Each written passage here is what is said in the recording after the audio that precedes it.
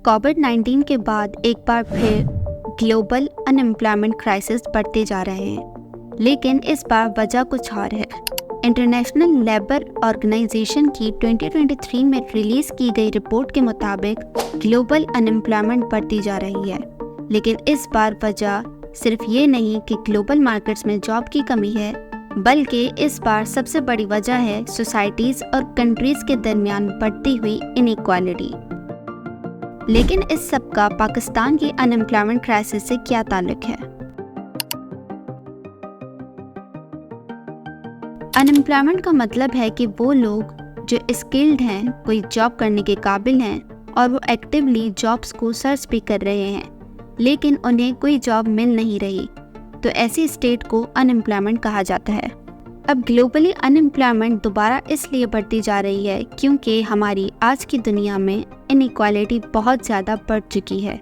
जिसकी वजह से हर कोई हाई सैलरी की जॉब ही करना चाहता है, लेकिन तकरीबन 30% वर्क फोर्स को अपने मयार की जॉब नहीं मिल रही,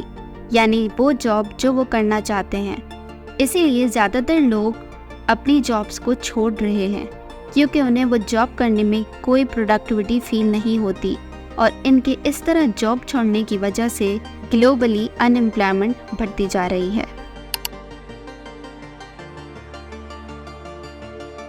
वैसे तो इंटरनली पाकिस्तान में अनएम्प्लॉयमेंट के बहुत से रीजंस हैं,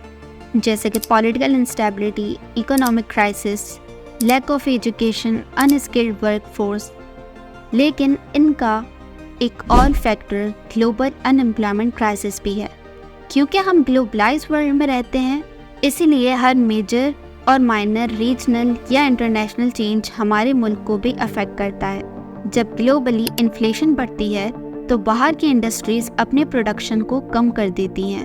और रॉ मटेरियल भी कम लेती हैं, जिसकी वजह से थर्ड वर्ल्ड कंट्रीज जिसमें पाकिस्तान भी शामिल है, उनकी एक्सपोर्ट्स कम हो जाती हैं, जिसकी वजह से हमारी डोमेस्टिक इंडस्ट्रीज़ को अपना लॉस कम करने के लिए वर्क फोर्स को कम करना पड़ता है और अल्टीमेटली अनएम्प्लॉयमेंट रेट बढ़ने लगता है। इसी तरह ओवरसीज़ पाकिस्तानी अगर ग्लोबल अनएम्प्लॉयमेंट क्राइसिस की वजह से अनएम्प्लॉयड हो जाएं, तो उनकी फैमिलीज़ यहाँ अपना घर चलाने के लिए जॉब्स को एक्टिवली सर्च करने लगती हैं, जिसकी वजह से भी अनएम्प्लॉयमेंट रेट और ज़्यादा बढ़ने लगता है। इसके अलावा जब ग्लोबली ऑयल की प्राइसेस बढ़ने लगती हैं तो इंडस्ट्रीज़ भी सफ़र करने लगती हैं, जिनमें काफ़ी टेम्परेरीली क्लोज भी हो जाती हैं, जिससे बहुत से लोग वापस अपनी कंट्रीज़ में चले जाते हैं और फिर उन कंट्रीज़ का अनएम्प्लॉयमेंट रेट भी आहिस्ता आहिस्ता बढ़ने लगता है। तो इस तरह ग्लोबल अनएम्प्लॉयमेंट क्राइसिस से पाकिस्तान का अनएम्प्लॉयमेंट रेट भी बढ़ने लगता है।